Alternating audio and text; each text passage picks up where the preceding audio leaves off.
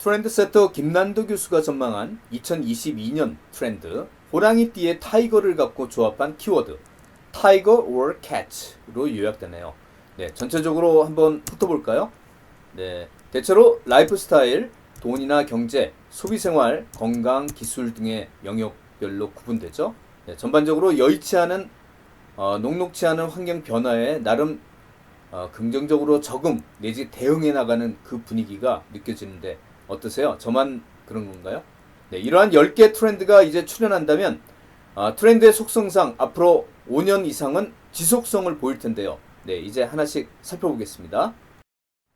나노사회는 공동체가 개인으로 파편화되는 현상을 의미하는데요. 특히 사회적 거리두기가 지속되면서 직장, 모임, 가족 이런 것들의 결속력이 해체가 되는 더 가속화되고 있죠. 이제 개인은 각자 도생하는 빡센 삶을 살아야겠네요. 이제 트렌드의 개념도 변화된다고 해요. 즉 모두가 함께 공동으로 느끼는 커다란 흐름이 아니라 개인 단위의 취향으로 다양 급변화하는 것으로 말이죠.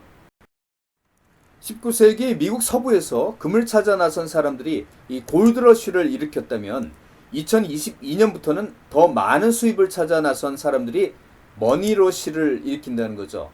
이제 젊은 층만 주식 투자하는 게 아니고 모든 세대가 투잡, 엔잡러를 지향한다고 해요. 네, 이런 현상은 양면성을 가지고 있는데요. 금전만을 쫓는 과도한 속물화의 이면에는 이제 개인의 역량과 가능성을 넓히는 자기 실현도 함께 있다고 생각해야 될 듯 합니다. 소비의 가장 큰 심리적 동의는 과시인데요.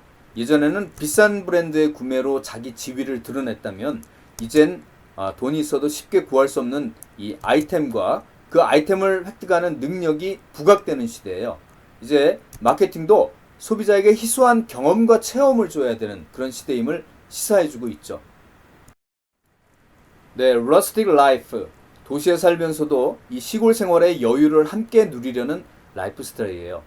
팬데믹으로 이 재택근무, 원격 학습의 기회가 늘면서 이제 비싸고 복잡한 도시에 살아야 하는가 의문을 품는 이런 사람들이 좀 많아지고 있는 것 같죠. 네, 완전히 도시를 떠날 수 없다면 일주일에 하루 이틀이라도 이 시골의 정취를 함께 느끼고자 하는 그런 현상인 것 같아요. 이제 시골은 비일상과 낭만의 공간이자 나만의 아지트로 개념 변화가 되는 것 같아요. 예전에는 이 건강관리가 중장년층의 이슈였다면 이제는 젊은 사람들도 이제 적극 몸을 챙겨야 되는 시대죠. 네, 각자 도생의 시대에서 살아남기 위해서입니다. 그런데 이런 젊은 층의 얼리케어 신드롬에는 MZ세대의 특성에 걸맞게 재미라는 요소가 함께 포함된다는 거예요. 그러니까 건강과 운동 이런 거 관련한 상품과 마케팅에는 이 재미라는 요소가 필수템이죠. 20, 30대를 일컫는 MZ세대의 트렌드가 이제 기업의 붐을 조성해 왔죠. 네, 2022년부터는 X세대가 새롭게 주목받을 듯 싶어요. 네, 지금 40대 중반에서 50대 중반에 해당되는 이런 분들인데요. 자, 이분들은 과거 젊은 시절에 그 당시 시점에서는 사회로부터 이해가 어려운 신세대라고 해서 X세대라고 불렸었죠. 이제 이분들의 양적, 질적 소비에 기업들이 주목을 해야 되는 그런 시대인 것 같습니다. 한정된 자원과 시간으로 더 많이 벌려면 이제 자기 관리에 철저히 해야겠죠. 주 52시간 정착, 재택근무, 비대면 수업 등으로 이제 혼자 하는 시간들이 많아지다 보니까 사회 전반적으로 자율성이 높아지고 있죠. 그런데 이러한 높아진 일상의 자유는 사람들의 불안감을 높이기도 하죠. 나만 뒤처지는 느낌? 비교를 하지 못하니까요, 남들과. 나만 잘 살지 못하고 있다는 그 불안감이 스스로를 불편하게 구속하고 있는 거죠. 네, 자율 속 불안감 시대에 스스로 루틴을 만들어 철저하게 자기 관리하는 것이 포스트 코로나 시대에 중요해진다는 거예요. 코로나가 우리 일상에 가져온 변화들 중에 가장 큰 생활 키워드는 언택트로 인한 온택트 아닐까요? 네, 오프라인을 대체하는 이 온라인 생활의 가속화 말이죠.